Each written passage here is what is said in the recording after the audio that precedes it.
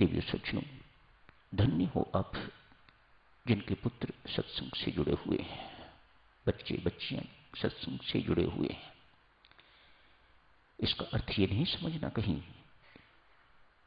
बच्चे बहुत होशियार हैं आजकल, सत्संग की आड़ लेके भी जो कुछ वो करते हैं सुना नहीं जा सकता, देखा नहीं जा सकता। माता पिता का कर्तव्य वहीं खत्म नहीं हो जाता। माता पिता का कर्तव्य बनता है कि उनकी नजर उन बच्चों के पीछे हमेशा रहे जब तक आप महसूस नहीं करते कि वो जिंदगी में सेटल हो गए।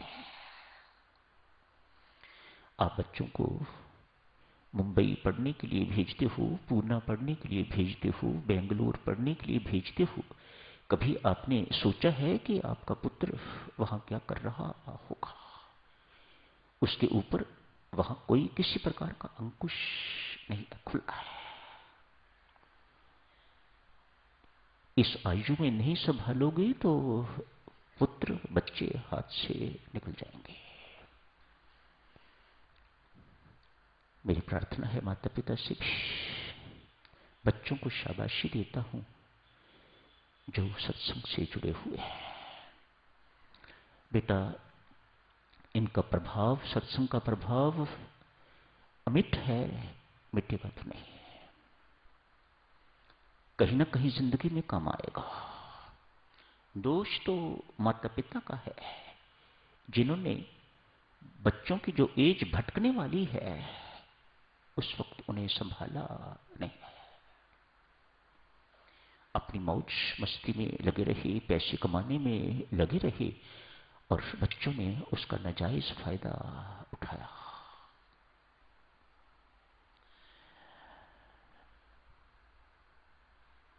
देखियो सज्जनों, किसी भी आयु के पुत्र हैं आपके, पुत्री है, उसे अपने साथ भजन पाठ के लिए दिन में 24 घंटों में थोड़ी देर के लिए जरूर बिठाया करो।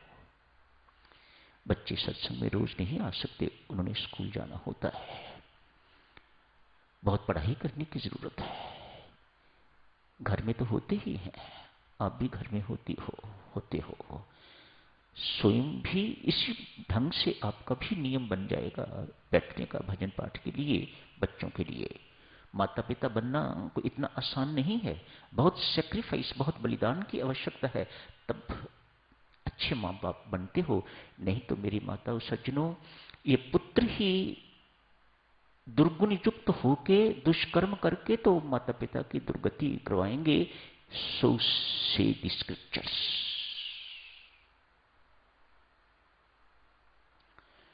पुत्र की परिभाषा है जो पिता को दुर्गति से त्राण करे, जो पिता का, माता पिता का दुर्गति से त्राण करे वह पुत्र। मानो दुर्गति से बचाना भी उसी का धर्म है, और फिर यदि वह धर्म नहीं निभाता तो आपको दुर्गति प्राप्त होकर रहेगी, कोई बचाने वाला नहीं। सिमरन बहुत बल देता है देवियों, सिमरन बहुत बल देता है। सज्जनों, सिमरन करो परमात्मा का। आप तो सिमरन संसार का करते हो, आपको संसार चाहिए, कोई रोगी नहीं होना चाहिए। मैं रोगी नहीं, मेरे रोगी नहीं, मेरे पास धन होना चाहिए, उनके पास धन होना चाहिए। आपकी तो मांगे ही यही हैं।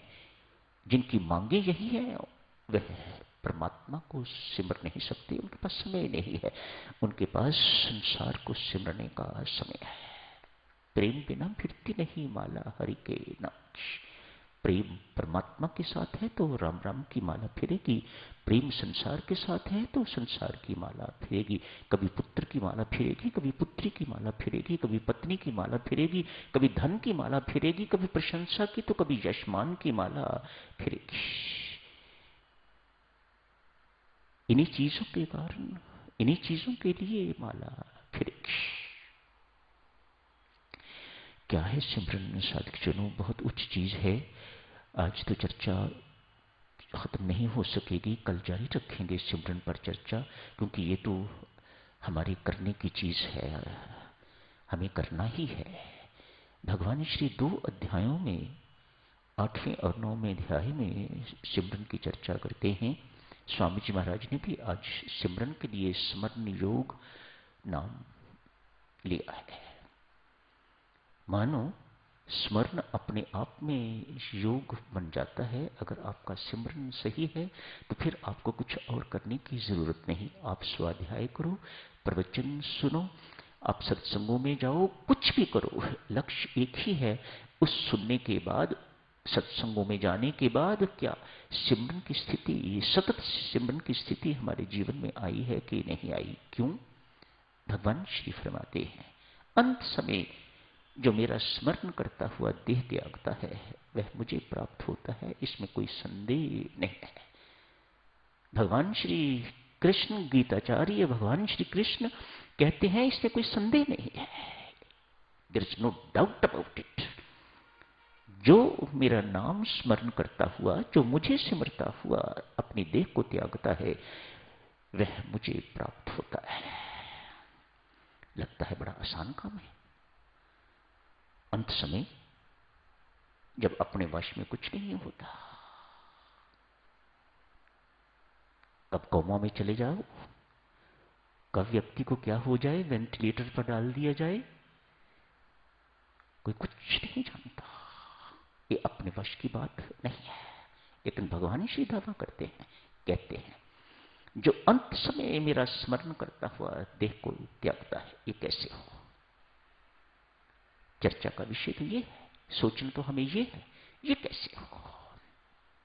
संत महात्मा यहां समझाते हैं, जिंदगी भर, जिंदगियां भर अपने आप को इस प्रकार से अभ्यस्त करो कि अंत समय परमात्मा के सिमरन के अतिरिक्त और किसी का सिमरन ना हो।